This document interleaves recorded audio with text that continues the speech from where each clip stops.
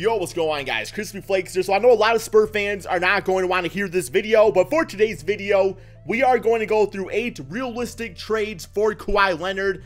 It's still up in the air on what's going to happen with this man this season. As we all know, this previous season, he missed all but like 9 games. Was definitely just like discorrelated with the rest of the San Antonio Spurs management out there. Kawhi Leonard, though, like when healthy in his prime, top 5 player of the NBA. Plain and simple, guys. Kawhi Leonard, absolute beast on both ends of the basketball court. Now, that being said, some of these trades I'm going to go through, I know people are going to say, like, yo, Crispy, they're not giving up enough to get Kawhi Leonard, but when you have a guy that no longer wants to be part of your franchise, it is important to note that means that trade leverage is on the side of the team that is trading for him, because plain and simple, man, it's just like it loses value because the guy does not want to be there. It's not like you're trying to convince them, yo, man, we really want Kawhi Leonard. It's more so, yo, what can we get for Kawhi Leonard that no longer wants to be on the basketball team right here, right? So here we go, guys. In the comment section below, let me know what realistic trade you think would be nice for Kawhi Leonard.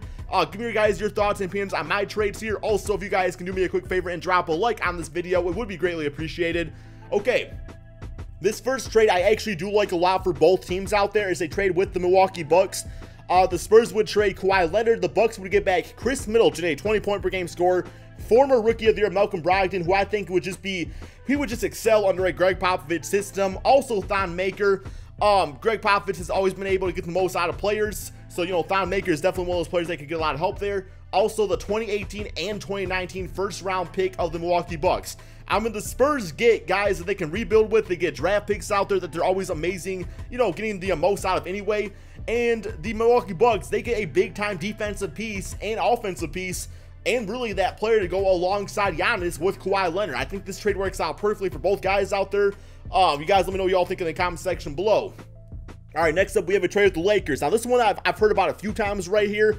I'm iffy on it. You know, I was thinking about this one. I was like, you know, not that I think about it, would I really do this if I was the Lakers or the Spurs? But we'll see how it goes here, man. Lakers trade Brandon Ingram, Kyle Kuzma, Ivica Zubac, and also the 2018 first-round pick of the Cleveland Cavaliers for Kawhi Leonard. So what exactly are the Lakers getting? Well, they get Kawhi Leonard back in this deal, which kind of helps to entice the idea of bringing Paul George on this team, or LeBron James, or both of them. I mean, all of a sudden, guys, we might just get players that are just fed up of the freaking super team Golden State Warriors being like, yo, we got to make a super team. And that's the super team right there, man. Kawhi, Paul George, Lonzo Ball, and LeBron James. And then the Spurs, they get Brandon Ingram back, who did put about 19 points per game this season, only his second year. They got Kyle Kuzma back. I think Kyle Kuzma is the hard sell right here because I know Laker fans absolutely love Kuzma. If it was this trade minus Kuzma, I feel like Laker fans would be like, yeah, man, do it. But yeah, so you get Kuzma on the Spurs, another great young player who is a lot better than what people thought he was going to be. Zubac, a 7-footer out there. I mean, he's had some decent NBA seasons in that draft pick of the Cavaliers, which is not going to be fantastic, but who knows what it will turn into, right? The next trade I have is a trade with the Philadelphia 76ers. So the Spurs will be trading once again just Kawhi Leonard. And in return, they would get Markelle Fultz, who was a #1 pick, by the way, Dario Saric, Jared Bayless, and the 2018 first-round pick from the Lakers, which is going to be a lottery pick. So, you know, the Sixers, they get Kawhi Leonard to be like that closing player that they absolutely need on that team. Robert Covington would probably go, you know, on the bench. They would probably re-sign JJ Redick. You got Ben Simmons out there with Joel Embiid. Kawhi Leonard is the type of, like the exact type of player that the Philadelphia 76ers were missing in the 2018 NBA playoffs. So yes, I think they would do that in a heartbeat.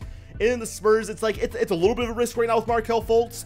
But I mean, let's be honest, guys, this guy did not really play a ton of basketball. He dropped triple-doubles. So I think the potential is still there. Anybody that writes off Markelle Fultz as a bust right now, just, I don't know, man. I don't know what to say to you. It's like, there's no way you should do that. Also, Dario Saric, who has been a serviceable NBA forward, can shoot the 3-ball. Jared Bayless will be an expiring contract. And like I was saying, man, that draft pick for the Lakers could be potentially be a top 10 pick. I think it's a great rebuild trade for the Spurs. And just a good, I don't know, man. I felt like this was probably like one of the better trades on here. Next up, we have a trade with the Phoenix Suns. So, in this case, the San Antonio Spurs, they would receive Dragan Bender, Jared Dudley, Josh Jackson, who was pretty solid in a 2018 first-round draft pick. And the Phoenix Suns would trade away, the San Antonio Spurs would trade away Kawhi Leonard and also Patty Mills. So in this case, they do get the young prospect in Dragan Bender. Once again, another player that could really excel under a system with Greg Popovich. Jared Dudley, you know, he would probably get bought out or something like that. Josh Jackson, though, man, I think people are kind of writing off Josh Jackson. But if you really look at his numbers this season, how he kind of improved, you got to realize that really do feel like Josh Jackson could be, I don't want to say become Kawhi Leonard, but could become like a poor man's Kawhi Leonard. You know what I'm saying? Where I feel like he'd be a lockdown defender. Now, I feel like if he works on the jump shot, things along those lines, he could also be a solid scorer in the NBA. It just really needs the right system and the right coach for him. And also that 2018 first round pick, which might, at the making of this video, I don't know what it's going to be yet, but the draft lottery is tonight. At the making of this video, guys, it might be the first pick in the draft. So all of a sudden, you're also looking like DeAndre Ayton, Marvin Bagley, or maybe like a Michael Porter, somebody like that, right? So I feel like that's a good trade for both these guys. Next up, we have a trade with the Toronto Raptors. Both teams are probably looking to make some moves in this case. So the Spurs would receive DeMar DeRozan, sign and trade Fred VanVleet, and also a future first-round pick. Plain and simple, people are saying that the Raptors need to break up the DeMar DeRozan, also Kyle Lowry backcourt. It's just time to do that. So what the Toronto Raptors would do is they get a MVP caliber player back in Kawhi Leonard at the small forward position.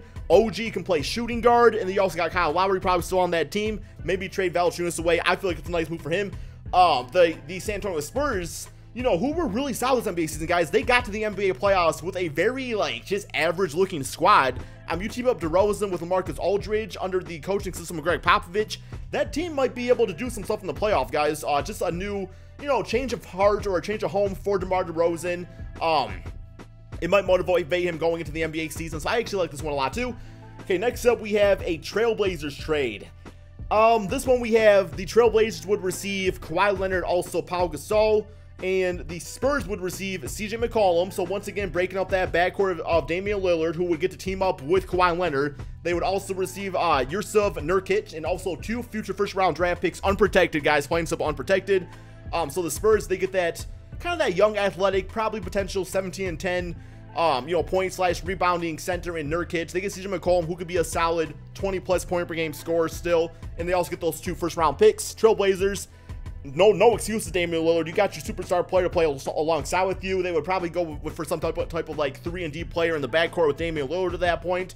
They also get Pau Gasol, who to run the center position. Although I don't know if I want to like start Pau Gasol right now. So they might want to look to go for, because you also got to think about too, man. I think McCollum has a pretty large contract, so maybe even, I don't know if they would even take on Pau Gasol or not, because they might be able to potentially try to free up some cap space and go for a guy like Hassan Whiteside or DeAndre Jordan, team up with Kawhi Leonard and also Damian Lillard. I like this one a lot too. All right, next up we have, this one is a little bit of a reach. I will say this next one a little bit of a reach, but not a ton of other assets to be have. The Knicks would receive, New York Knicks, Kawhi Leonard, Patty Mills. The Spurs, Frank Ntilikina, still potentially, guys, could be a starting point guard in the NBA. Tim Hardaway Jr., good scorer, also young, and also the 2018 first-round pick, which is projected to be number 9 right now. I feel like they might got to throw in somebody else. I don't know if that's quite enough right now for Kawhi Leonard, but it goes down to the whole leverage thing. But all of a sudden, you get to team up Kawhi Leonard with Kristaps Porzingis. That would be very exciting to happen in New York. We know that Kawhi kind of wants to play for a big market team like that anyway, so it would make him happy, right? So, and then the Spurs, you get Ntilikina, which might be a bit of a sloppy fit because they do have DeJounte Murray on that team, so that could be a little bit, you know, if you're right there, but we'll see how that would all work out. And then finally, for this last trade, it's a trade with the Washington Wizards. We have the Wizards receive Kawhi Leonard, the Spurs receive Bradley Beal and Otto Porter. So I was deciding between Beal and John Wall.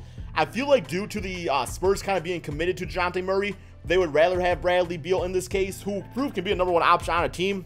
They also get a young, solid 6'9", 3-point shooting small forward and Otto Porter to replace Kawhi Leonard, which would be great for them. But the real reason I love this team is because not only do the Wizards get Kawhi Leonard, but also they free up the bitch-ass contract of Otto Porter, man. That dude getting like $100 million right there. So that would allow them to make some additional moves and maybe go for a guy like DeMarcus Cousins in the NBA offseason. So all of a sudden they got John Wall, Kawhi Leonard, DeMarcus Cousins. That's a super team right there, if you ask me. And the Spurs, you know, they continue to build on what they did last season with getting the young shooting guard and the small forward and Bradley Beal and Otto Porter. I absolutely love that trade. Maybe tossing the first-round draft pick too. We would see how that would go. But yeah, guys, let me know in the comment section below what you think about all of these trades right here. Just because, like, Kawhi Leonard, like I was saying earlier, man, he is a top 5 player in the NBA. Do I want to see him leave the San Antonio Spurs? No, I personally do not.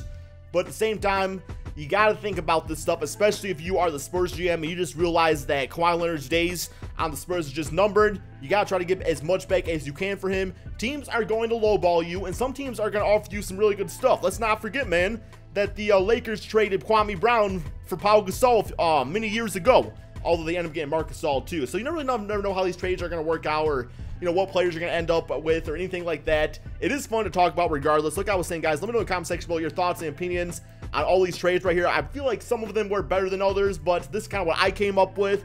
Let me know yours in the comment section below. Be sure to drop that like, subscribe if you're new to my channel, and peace out, my friends.